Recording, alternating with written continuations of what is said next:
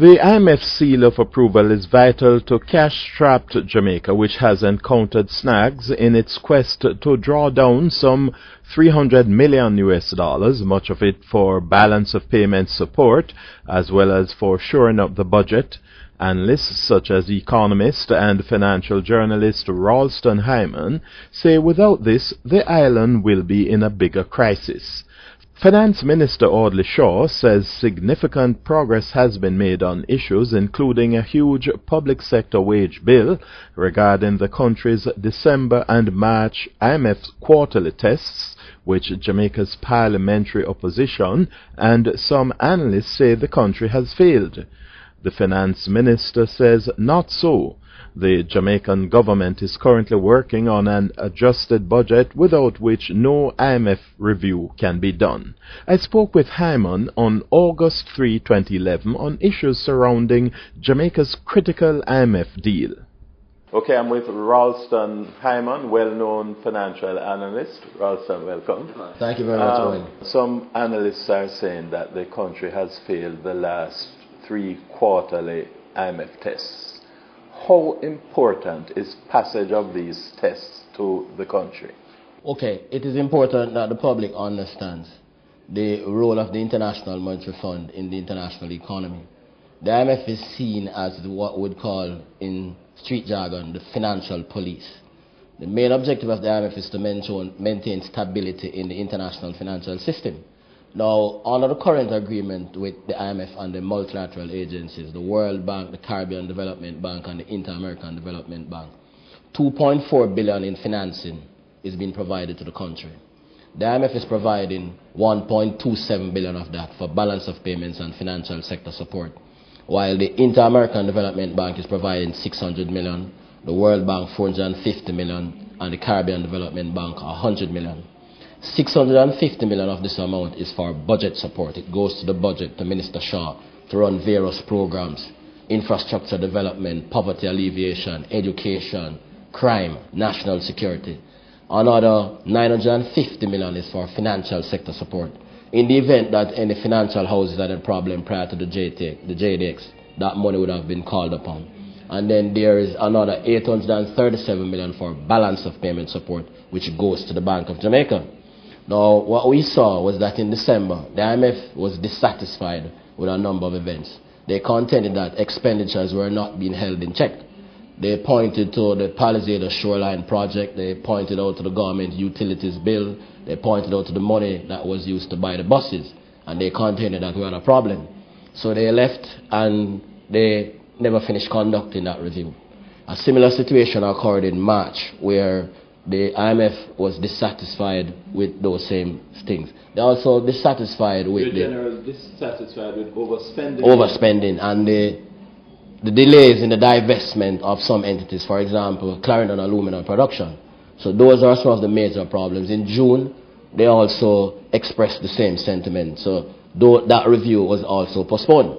Now, what we saw is that the public sector wage bill, prior to the discussions with the IMF, the government knew that it had a public sector wage bill to meet. That amounts to about $30 billion. That was not taken into consideration. The workers kept up the pressure. The government finally caved in and made the payments under pressure from the IMF. What the IMF is saying now is that that money must be paid from the existing envelope. That's just technical jargon for saying that we won't allow you to borrow anymore. We won't extend any more money. You'll have to use the existing resources. So it calls for an adjustment in the budget. The government needs to find $10.5 billion elsewhere in the budget to meet the wage bill. It means that they'll have to cut capital expenditure. The minister tells us that that supplementary estimate will be ready by August 31. The IMF is waiting on that before they conduct the review of our performance. Now, in the interim, based on the disbursement schedule, the country should have drawn down some $253 million between February 28 and May 31. We're supposed to draw down another $50 million on August 20. Now, without those reviews being conducted, we have not been able to draw down that money, a significant portion of which would have gone to the budget. That is why we have had to see significant cuts on the expenditure side of the budget.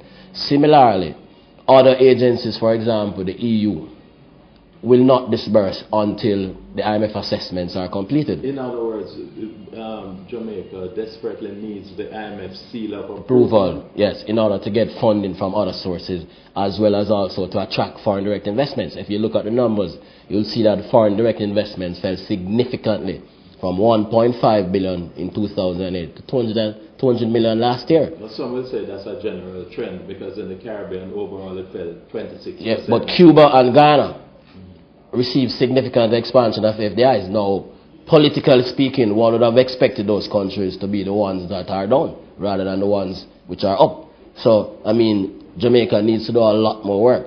Now, given the current situation with the US, where confidence has been shattered internationally, both in Europe and the US, the IMF seal of approval becomes even more important. So Jamaica not only needs the money from the IMF, but also the seal of approval in order to attract investments and to attract funding from other sources such as the European Union, which is the largest lender or donor to Jamaica. So it's a significant problem which must be resolved as quickly as possible. The government obviously not only has to cut expenditure to satisfy the various IMF criteria, it has to get more revenues. Now, on August 2, the tax administration announced a major revenue enhancement measure called REAP. Expenditure cuts alone won't do in order to make up the gap. So we're likely to see increased revenue enhancement measures. We heard of the program such as REAP, which means that there will be tax inspectors conducting audits, there will be unannounced street surveys, which will impact on the lives of the persons who make a living from the streets, the wholesalers, the retailers. So it's a significant problem. And I believe that the government should have been transparent in outlining to the country the problems associated with this stalemate with the International Monetary Fund, because they are our partners. The country doesn't have any money. The money that we're getting is from the IMF and its multilateral sister agencies, World Bank, IDB, as well as from sources such as the European Union. But the IMF is the main link, and if you do not meet the IMF performance criteria, then nobody will disburse. Ralston, how important is the issue of transparency at this critical junction? If you talk to most economists, free market economists, they'll tell you that the orderly dissemination of accurate information is the most important thing in building confidence. When you do not disclose information in a timely and accurate manner, it impacts on confidence in the market, creates speculation, and leads to a breakdown in the market. So it is of paramount importance. The fact of the matter is that the minister should have voluntarily communicated this information to the country.